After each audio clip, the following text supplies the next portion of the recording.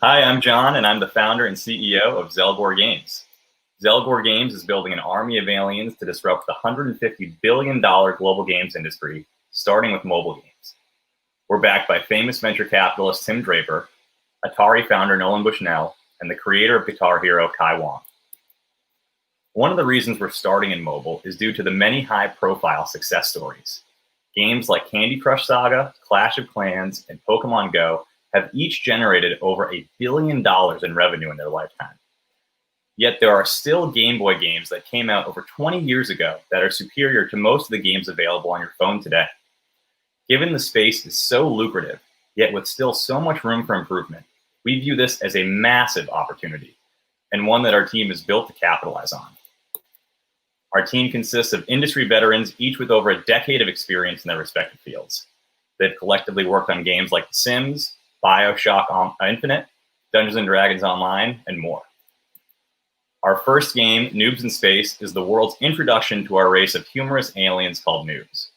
Led by their ridiculous leader, Major Noob, the noobs are perpetually flying around the universe, exploring cool new planets, and dodging obstacles along the way. Players acquire new noobs, UFOs, and outfits while they explore different solar systems. If you'd like to jump on board the mothership before the noobs take over the universe, do so by investing as little as 2 quarters in Zelgor through our offering page at netcapital.com/companies/Zelgor. Thank you.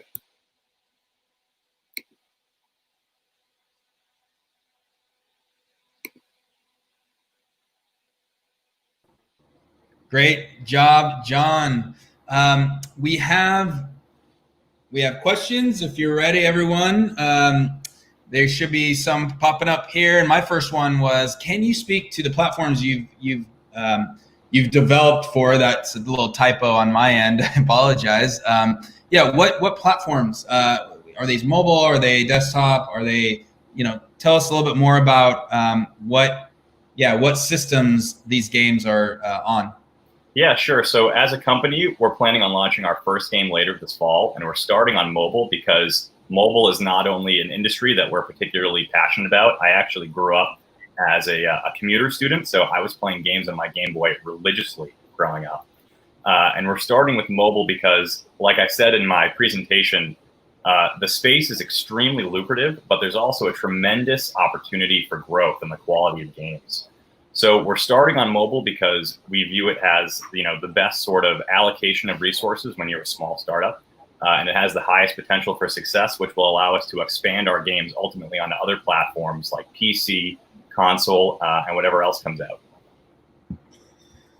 So Caden shares an interesting question. How do you plan to avoid the aggressive monetization models of most mobile games, or are you going that direction? And, maybe for everyone listening, I think, do you understand the question? Because there is some interesting monetization of games. So speak to that and share how you would like to be different. Yeah, absolutely. So I am a huge believer in maximizing the long-term value of a player. And what Caden is talking about is a monetization strategy that really focuses on getting as much money out of the player up front. I really don't think that's a great long-term strategy for a business. I think the games that you've seen be the most successful are games that stick around for years at a time. And you do that by having a community of players that are really happy and are really enjoying the game. So that's a big part of what we like about mobile, is that you can offer your game completely for free and people never have to pay a dime. So we're really trying to consider the player and what the player wants when we talk about monetization, so that we can avoid upsetting players and keep them around for as long as we possibly can. Very good. So Jay asked another question. Can I play the games now? How do I download if there's more than one, or where can we find them? When would they be available if not? Yeah, absolutely. So right now you can sign up to be a tester on our website at zelgor.com. And we're in the process of actually updating our process for pushing out builds to our tester communities so that it's a little bit more scalable and we can get builds to people a little bit faster. So we're hoping to go live with that in the next few days or so. But ultimately, if you want to download and you want to start playing as soon as possible, you can go check out our website and click the sign up button at zelgor.com. Jaden, what thoughts and questions do you have for John? Yeah, John, I actually do have a question.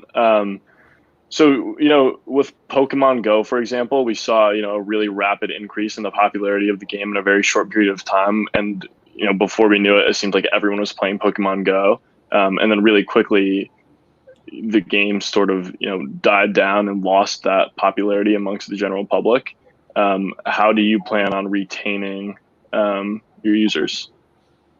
Yeah, I think Pokemon Go was a great learning experience, and you're exactly right. They launched with a huge boom, and then it sort of petered out there for a little while, and then it actually picked back up. And a big part of that, I think, was just the seasonality of it. You got a lot of places in the world that get colds during the fall and the winter, so it was a lot harder for people to go outside. Like I said before, it's really all about maximizing long-term value. One of our core design principles was actually coined by one of our investors and advisors, Nolan Bushnell, the founder of Atari. He said all the best games are simple to learn and difficult to master. And so I think it really just comes down to the way that you build your game, the game structure that you put on that, and then also having a unique appeal, something about your game that makes it interesting and stand out from the others. And that's really what we're hoping that the news will bring to the table. So it's a combination of great game structure, having a unique IP or a unique story, and then also community, like I talked about before, having community in your game, letting people make friends and connect with each other. Like Ask Education talked about, games are a great way to learn, especially leadership skills, and they're a great way for us to stay connected, especially during a global pandemic like we're experiencing right now. So it's, there's a lot of pieces to that puzzle. John, thank you so much. Zelgor Games, great pitch, and excited to see you grow. Thanks, Nick. We have a winner. Hearts beating. John. Hey. Woohoo! Yeah. Awesome. Let's go, John. Good job, man. Congratulations. I really appreciate it. Yeah, we'll put the money to good use for sure. Obviously, there's plenty of things that we can do with the AWS credits. So excited to keep working on our games and inject a little bit more entertainment into the world, and hopefully raise the bar for mobile game companies all over the place. Yes. We like to spend a little more time with our winner just to get a little bit of backstory. What inspired you to become an entrepreneur and create this games company?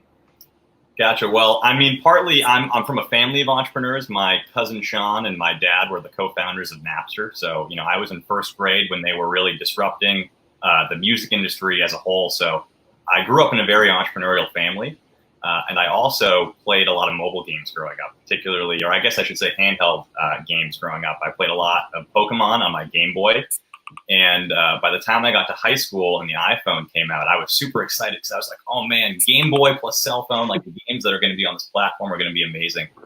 And the reality was actually not nearly what I thought that it would be. It was mostly super quick, casual games, games like Paper Toss, for those of you who remember way back when. And even, as the years went by and games sort of became, even more massively successful year over year on mobile, they still never really got to the point where they were even, quite as good as the Game Boy games I grew up playing. So that just sort of inspired me. I saw it as a huge opportunity in a space that I was really passionate about. So ultimately, I worked with a couple of guys that I interned with, and we built a little prototype. And then I went off to Draper University and met Tim, and the rest is history. Very good. Let's go out 5 years. Where do you see Zelgor Games?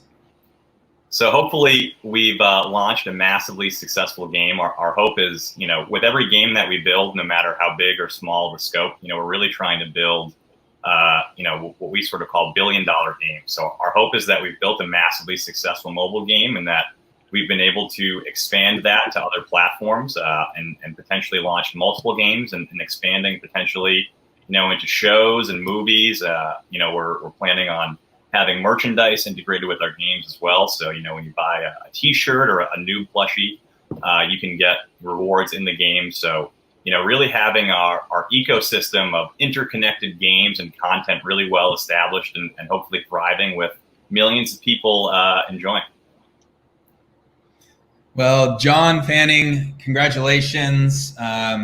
Great job, and welcome to the Founders Live Hall of Fame, the winning group, and you will get more information. Would love to have you on our podcast. We like to invite our winners from our past events to have a longer conversation and highlighting your company. So please look forward to that.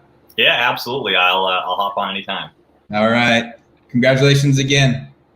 Thanks, everyone.